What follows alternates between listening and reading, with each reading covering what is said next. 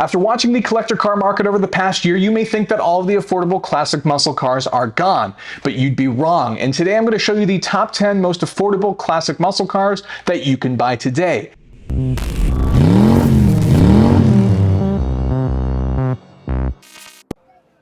My name's Jeff Sutton with ClassicCars.com and The Journal, and we have a few rules for today. What we're going to be looking at is cars preferably less than $15,000 in running and driving condition, and with a couple other options, and most of these cars, if not all of them, have V8s given the price ranges. So with that, if you guys like this video, if you could throw us a like, we'd really appreciate it, as it lets us know to make more content like this, and get subscribed so you didn't miss out on future content. Starting with our first vehicle in no particular order is the 1971 to 1974 Plymouth Satellite. The Plymouth Satellite featured new fuselage styling in 1971 to fall in line with other Chrysler C-bodies. Now, one of the cool things about this car is it comes in a bunch of different body styles, including a two-door coupe, four-door sedan, and even a station wagon. Engine options would vary too, as the low end features the 225 cubic inch slant 6, going all the way up the Mopar line to the things of the 440 big block and the 426 Hemi.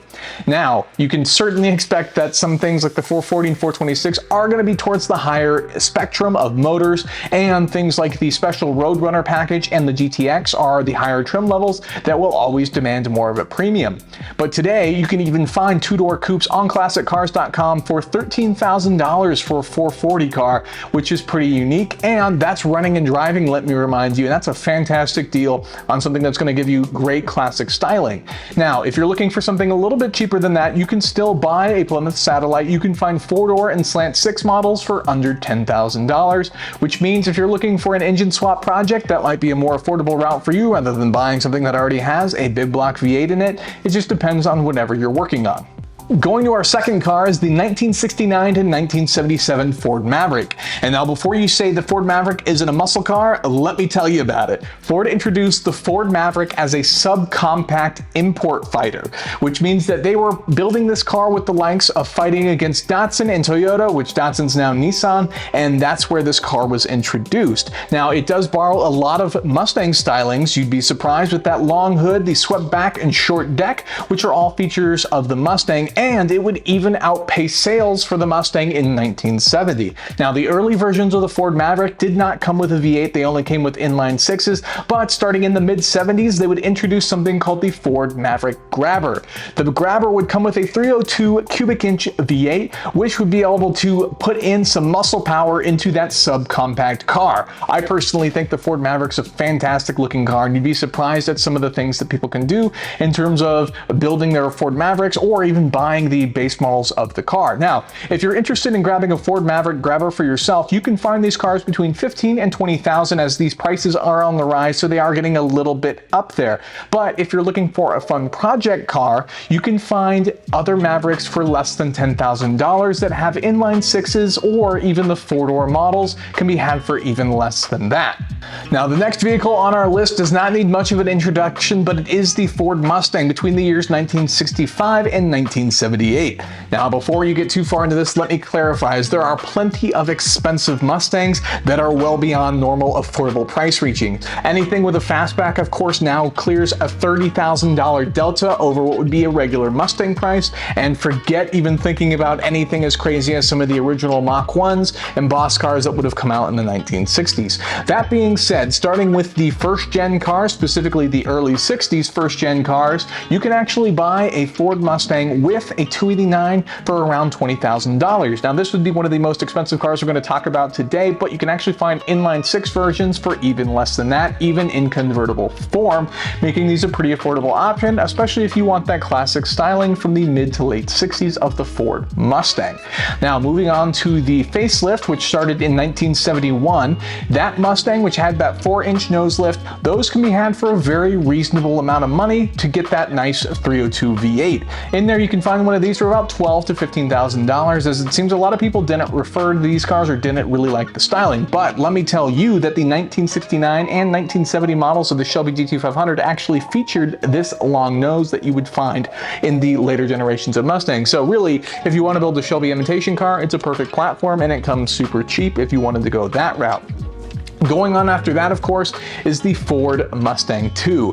Now, these are very interesting and cause a lot of controversy depending on where you want to go with that, but they're very affordable if you like the body styling. You can find the Mach 1 version of these cars, which is a V6 with a manual transmission.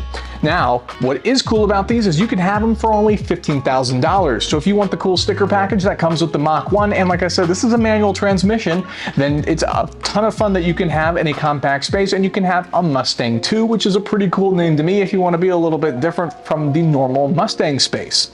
Now, that being said, there is a V8 version of the Mustang II called the Cobra. Now, these can be had in a ton of different states. You can find them more in the high teens, sort of low 20s stage in terms of what you'll find for a V8 Mustang, but you can also find some inline six swapped cars that already have a 302 installed for you, and you can see some of those cars for as low as $8,000, making any of these Mustangs pretty affordable versions, and of course you can't go wrong with the original pony car. The next car on our list is the 1964 to 1976 Dodge Dart. Now, those of you who know anything about Dodge Darts know that that encompasses two generations, both the third and fourth generation of Dodge Darts. Starting with the third generation, you can find these in a very fun subcompact styling that features a 273 cubic inch V8 starting in 1964. Now, this 1964 V8 only has a 2-barrel carburetor, but starting in 1965, they would actually introduce a 273, a high-performance version with a 4-rail carburetor and increased compression, along with some other internal engine bits that were upgraded. Now, even if you buy one of those 64 variants, it's really easy and really affordable to just swap out that carburetor for a bigger 4-rail, and then you're already making more power. I should point out that the early version of the 273 produces about 180 brake horsepower, and then that bigger high-performance version produces a whopping 235 horsepower. Moving on to 1967, when we see the introduction of the fourth generation Dart, we would see some more engine options, including the likes of the 318, 340, and the 383, along of course with some other higher engine options like 440 and even the 426 Hemi.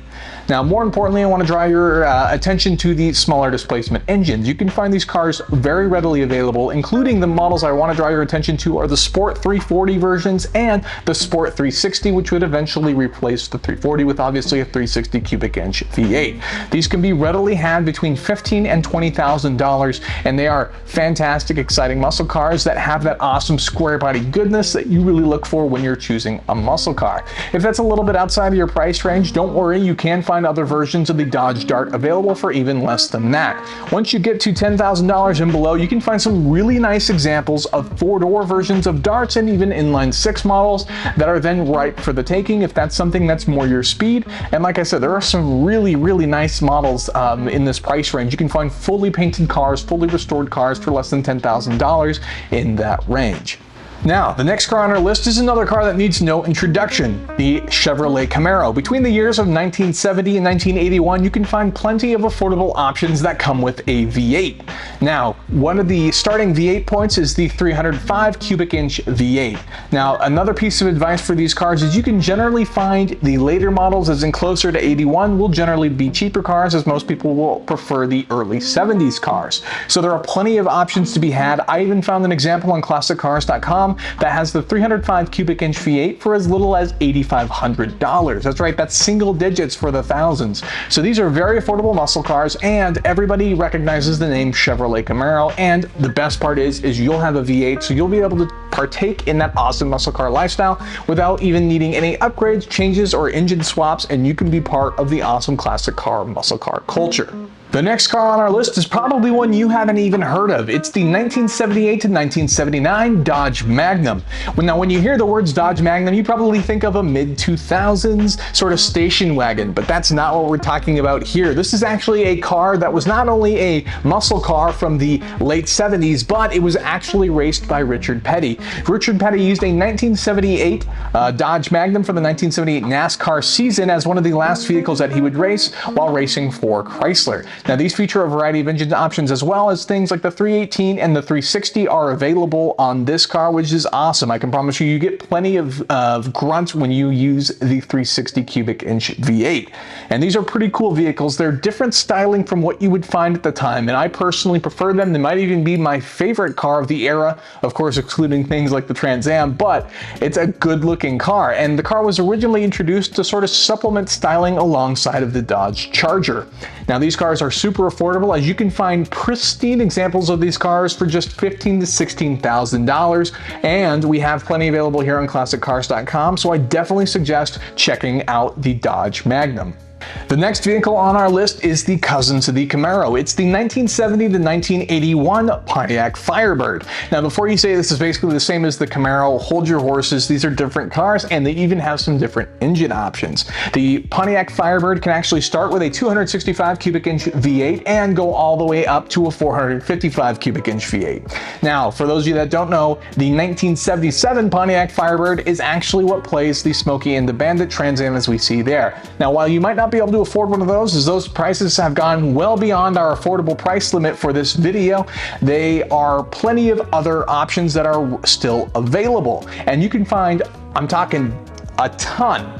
There's a ton of these cars for sale right now. If you go to ClassicCars.com, you can scroll for days. There are plenty of cars between $10,000 and $15,000, depending on what body style you like. It's the same sort of thing where you can see some prices vary, including the fact that these cars have a lot of interest, of course, in the Smokey and the Bandit style of Trans Ams. You can even find some regular V8 versions that aren't Trans Ams, some of the Firebird formulas and whatnot, that are much more affordable muscle cars in this price range, and between $10,000 and $15,000 is a fantastic price with awesome styling of Pontiac, a brand that's no longer around, but you can find plenty of parts available for restorations or whatever you plan on doing with the car. The next car on the list is another GM product. It's the 1973 to 1977 Chevrolet Monte Carlo. The Monte Carlo is of course a classic name, and a name that's easily recognized in both the muscle car world and the lowrider world. These feature a variety of V8s, including the 305 cubic inch V8, the 350, the 400, and even the legendary 454 are available in the Monte Carlo.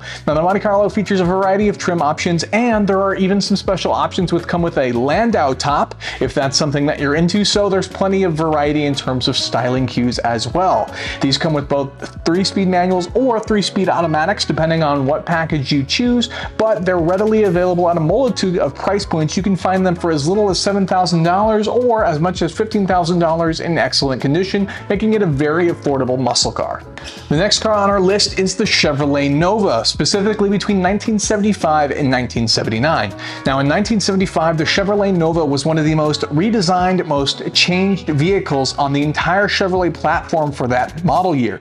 The new Chevrolet Nova featured a variety of changes in styling cues that were introduced by GM as a luxury option to take it and fight some of the European sedans and things that we were seeing at the time. So not only is this a muscle car, but it's an awesome muscle car with luxurious options. There were plenty of V8s to be had, including a 262 cubic inch V8, the 305, and the 350 were all available.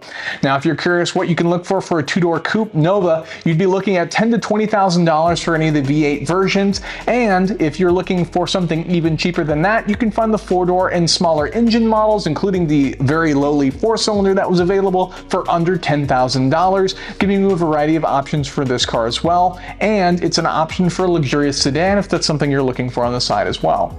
Last but not least on our list is the 1973 to 1977 Oldsmobile Cutlass. I wanted to make sure I had something interesting as well to throw in there for all the Oldsmobile fans out there.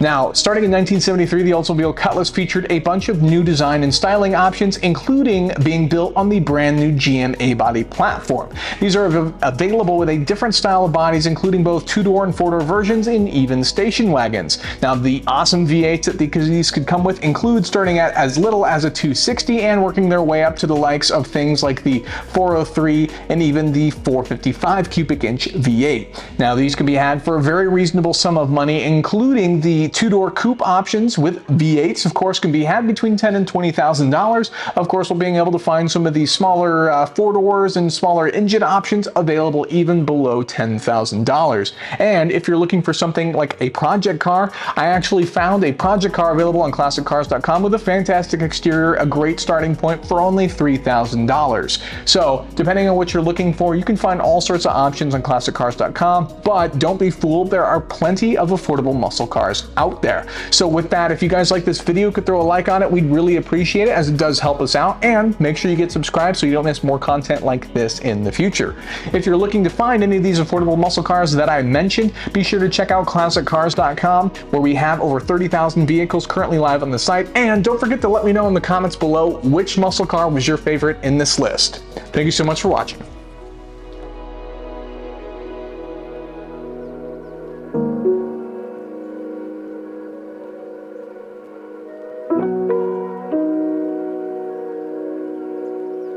Thank you.